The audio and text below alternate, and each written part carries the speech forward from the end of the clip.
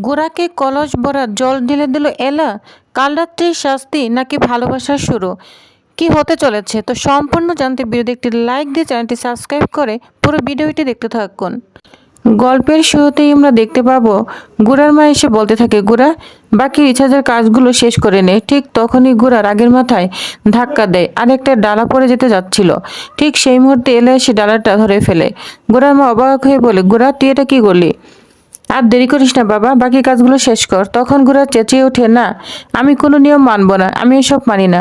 এই বলে সে উপরে নিজের ঘরে চলে যায়। এরপর দেখা যায় গোরার মাকে ময়নাক বলে, থাক না, আপনি তো জানেন গোরা এসব নিয়ম কানুন কিছুই মানে না।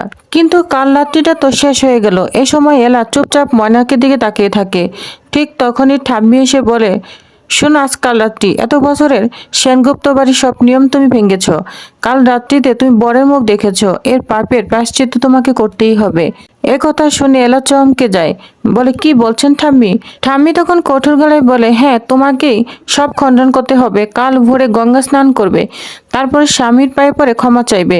মীরা তখন বলে ওঠে, ঠাম্মি, দিদি কেন প্রায়শ্চিত্ত করবে? তখন ঠাম্মি বলে, চুপ করো, এই বাড়ির বড় বউ সে, তাই নিয়ম মানতেই হবে। এলা তখন শান্ত গলায় বলে, ঠাম্মি, কাল রাত্রি তো এখনো পূর্ণ হয়নি, কারণ বধূবরণ তো আপনি একটু আগেই করেছেন, তাই আমি কোনো নিয়ম ভাঙিনি। তবু আপনি যখন আমাকে বড় বউ হিসেবে মেনে নিয়েছেন, আমি সব নিয়ম মানব। এ কথা শুনে ঠাম্মি অবাক হয়ে যায় আর এলার দিকে তাকিয়ে থাকে। অন্যদিকে গোরা ঘুমিয়ে পড়েছে। ময়নাক চুপি চুপি তার ঘরে ঢুকে বালিশ নিয়ে হাতে বলে, তোকে মারা প্ল্যান করছিলাম, কিন্তু এবার বেঁচে গিয়েছিস। এলা তোকে বাঁচিয়ে নিয়েছে, কিন্তু এলা শুধু আমার হবে, তুই ওর কাছাকাছি কখনোই যাবি না। গেলে তোকে আমি একদম শেষ করে দিব। মনে হচ্ছে এখনই তোকে বালিশ চাপা দিয়ে শেষ করে দিই। এই বলে বালিশ নিয়ে গোড়ার দিকে এগোতে থাকে। তখন ওইখানে এলা চলে আসে। এলা এসে বলে, ময়নাক স্যার, আপনি এখানে কি করছেন? ময়নাক তখন এলাকে দেখে ঘাবড়ে যায়, বলছে, আমি তো শুধু বালিশটা ঠিক করছিলাম যাতে ও ভালো করে ঘুমায়। এরা তখন সন্দেহের চোখে তাকে বলে, কিন্তু আপনি তো এত বড় অ্যাক্সিডেন্ট করেছিলেন, মাথা ফেটেছিল, পা আর হাত ব্যথা, অথচ আপনাকে সুস্থই মনে হচ্ছে। ময়নাক তখন বলে, গোড়ার বিপদ হলে আমি যে কোন জায়গা থেকে ছুটে আসতে পারি সেটা কেউ জানে না। তখন এলা একটি লকেট বের করে বলে, এটা চিনতে পারছেন? গুন্ডাদের একজনের গলা থেকে খুলে নিয়েছি। যতক্ষণ না আসল মাথাকে ধরছি আমি ছাড়বো না কাউকে। ময়নাক মনে মনে ভাবে, এ কি আমাকে সন্দেহ করছে নাকি? সে লকেটটা নিতে চাইলে এলা বলে, এটা আমার কাছেই থাকবে। ঠিক তখনই গোরার মা এখানে চলে আসে।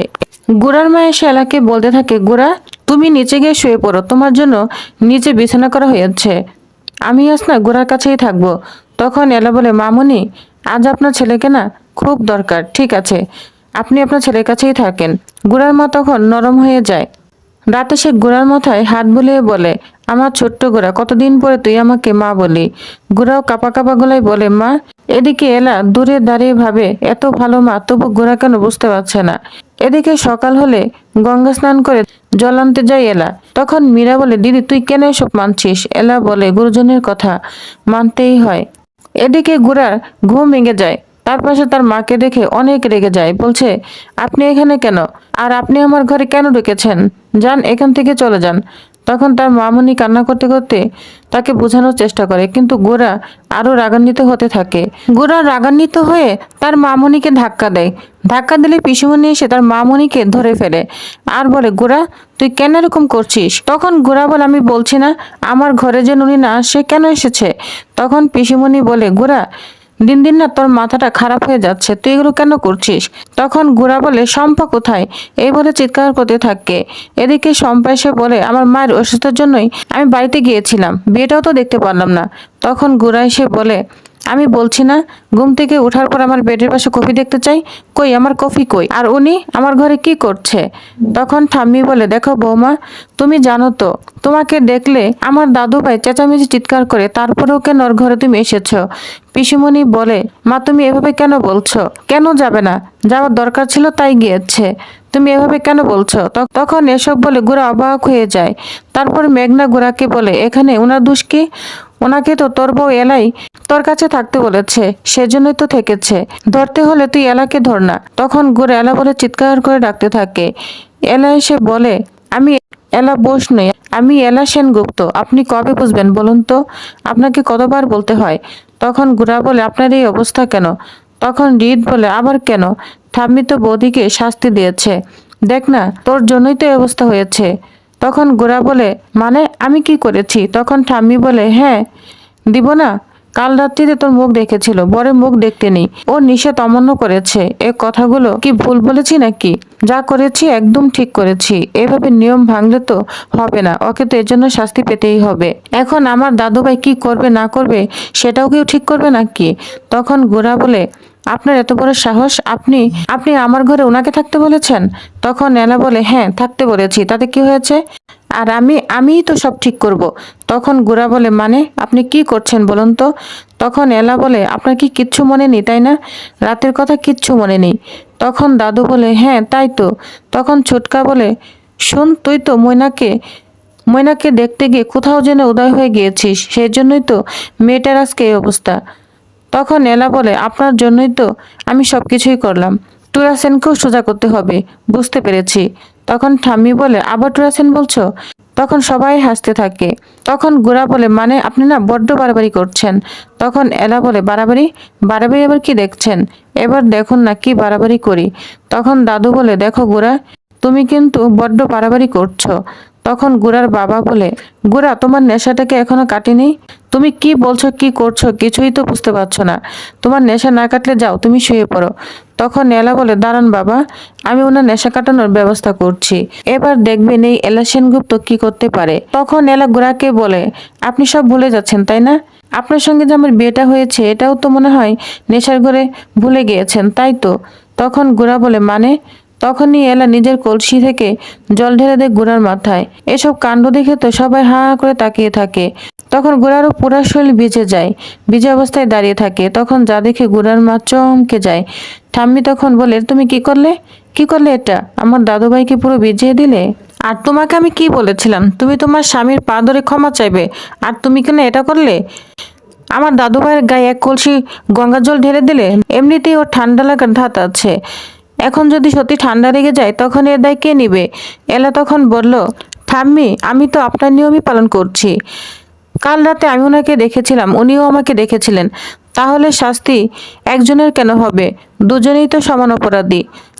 বরং ওনার শাস্তিটা আমি একটু কম করে দিয়েছি, গঙ্গায় গিয়ে স্নান করতে হয়নি, এখানেই গঙ্গা জল ঢেলে দিয়েছি। এখন দুজনেই নিজেদের পাপ মোচন করেছি, বেশ শেষ। কিন্তু তার ফল কি হলো? গোরা তখনই হাসি দিতে শুরু করলো, সারা শরীর কাঁপছে। গোরার মা উদ্বিগ্ন হয়ে বলল, ও তো এমনিতেই ঠান্ডা লাগার মানুষ, এবার তো একেবারে অসুখ করে বসবে। গোরা রেগে গিয়ে এলাকে বলে, আপনি একদম ঠিক কাজ করেননি, এই শাস্তি আপনাকে পেতেই হবে। কি করে আমাকে এভাবে ভিজিয়ে দিলেন? এলা নির্বিকারভাবে উত্তর দিল, একদম ঠিক করেছি, যা করেছি ঠিক করেছি, পরে দেখা যাবে। তখন গোরা রাগে ফুঁসতে ফুঁসতে নিজের ঘরে চলে আসে। এদিকে মেঘনা ঠাম্মিকে বলে, ঠাম্মি কিছু একটা করো না, তা না হলে কিন্তু সবকিছু হাতের বাড়ি চলে যাবে।